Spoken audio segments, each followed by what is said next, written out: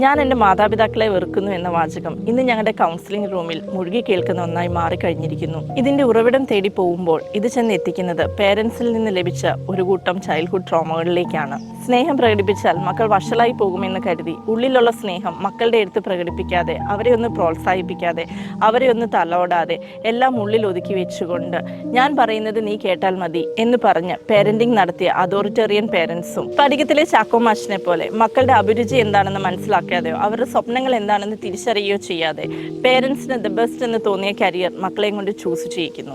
ഇനി വിവാഹപ്രായമാകട്ടെ, നിനക്ക് വേണ്ട പാർട്ണറെ ഞങ്ങൾ ചൂസ് ചെയ്തു തരാം എന്ന് പറഞ്ഞുകൊണ്ട് അവരുടെ 50 വർഷം മുന്നോട്ടുള്ള ജീവിതത്തിൽ അവർ ജീവിക്കാൻ പോകുന്ന പങ്കാളിയുമായി അവരുടെ സ്വപ്നങ്ങളോ ഇഷ്ടങ്ങളോ പ്രയോറിറ്റീസോ ഒന്നും സംസാരിക്കാൻ അനുവദിക്കാതെ അവർക്ക് വേണ്ട ഏറ്റവും നല്ലൊരു ആഡംബര വിവാഹം സമ്മാനിക്കുന്നു.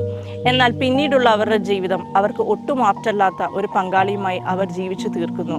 എത്രയേറെ മാനസിക അസ്വസ്ഥതകളിലേക്കാണ് ഇത് ഈ കുട്ടികളെ ചെന്നെത്തിക്കുന്നത്. ഇനിയും ചില മാതാപിതാക്കളുണ്ട്, എന്തിനും എല്ലാത്തിനും എപ്പോഴും കണക്ക് പറയുന്നവർ.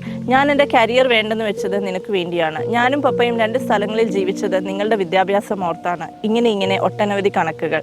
വാട്ട് എവർ ഇറ്റ് ഈസ്, എനിക്ക് പറയാനുള്ളത് ഇന്നത്തെ മാതാപിതാക്കളോടാണ്. നിങ്ങൾ നിങ്ങളുടെ മക്കളെ ഇതുപോലെ വളർത്തി തളർത്തരുത്. Be conscious while parenting. ഇനി ഇത്തരത്തിലുള്ള ചൈൽഡ്ഹുഡ് ട്രോമാസ് ഇന്നും നിങ്ങളെ അസ്വസ്ഥപ്പെടുത്തുന്നുണ്ടെങ്കിൽ തീർച്ചയായും നിങ്ങൾക്കൊരു ഇന്നർ ചൈൽഡ് ഹീലിംഗ് ആവശ്യമാണ്.